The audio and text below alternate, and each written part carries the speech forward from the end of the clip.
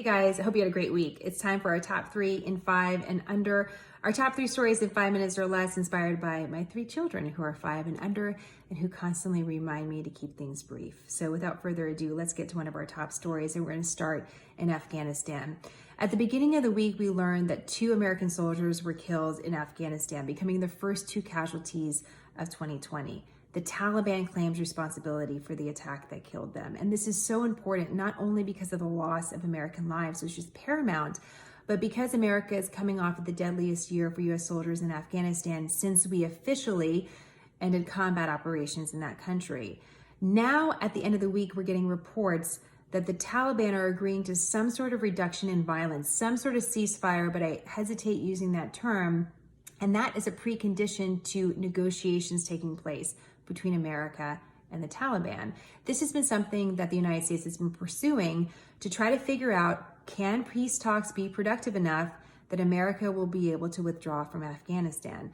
This has been something that President Trump is interested in doing. And as I was watching the last Democrat debate before the first presidential contest of 2020 in Iowa, this is a big topic for presidential candidates overall. So all the more reason to watch. Remember, America is in Afghanistan because we do not want Afghanistan to become a safe haven for terrorists to train and strategize about how to attack Americans. And there are some that believe that we can get the Taliban to agree to ensure that that does not happen. There are others that don't think that's possible. Remember, the Taliban control more area in Afghanistan now than at any point in the war, more than half the country. So this is a big story to watch, and I'll continue to watch it for you. In the meantime, getting back closer to home, as you know, the impeachment trial is picking up in the Senate. And I was getting all sorts of alerts on my phone yesterday about a government watchdog group finding that the White House behaved illegally when it came to foreign aid to Ukraine. So what is that about? Well, the Government Accountability Office, or GAO, is an independent agency that watches the government to make sure that the government behaves appropriately. And the GAO found that this White House broke the law when it withheld foreign aid to Ukraine. So let me back up for a moment. When it comes to the impeachment proceeding against President Trump, at question is whether or not the president wanted to withhold money to Ukraine in exchange for an investigation into a political opponent, the Bidens. That's being debated by politicians in the House, which is already taking place, and now in the Senate. Put that aside.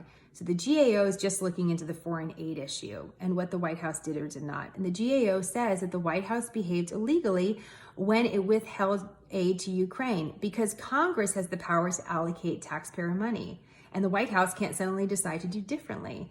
Well, the White House says, wait a minute, we can decide to put a pause on aid if we don't think that America's money is being used appropriately, and that's what we did. So those are the two sides of the argument.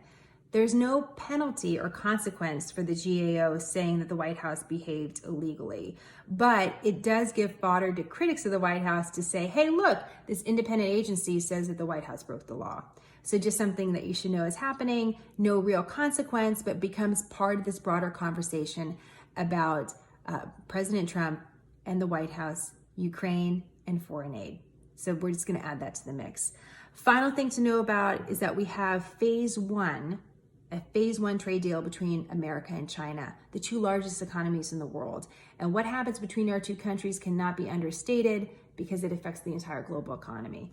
What you should know about this first agreement is that it's limited. It's limited, in some cases temporary. China, as part of this deal, has agreed to buy more products from America, but again, limited and temporary. There's a lot of work still to be done. And there's a lot of different dynamics to this trade deal that I wanted you to know about. In fact, there's a lot of tariffs that are still in place.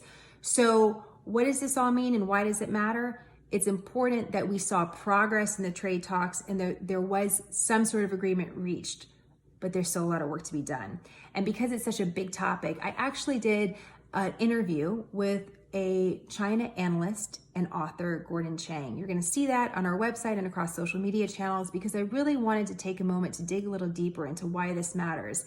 And what Gordon reminds us is that it's not just about trade. This is about a much bigger conversation about the relationship between China and America. And what Gordon Chang tells us about what Chinese officials are saying about American lives will shock you. It shocked me. So take a listen to that. In the meantime, if you want us to cover any other stories, please let me know. info@smarternews.com or direct message me always. Thank you again for all your support of Samara News, and I'll see you next week on SamaraNews.com. Have a great weekend, guys.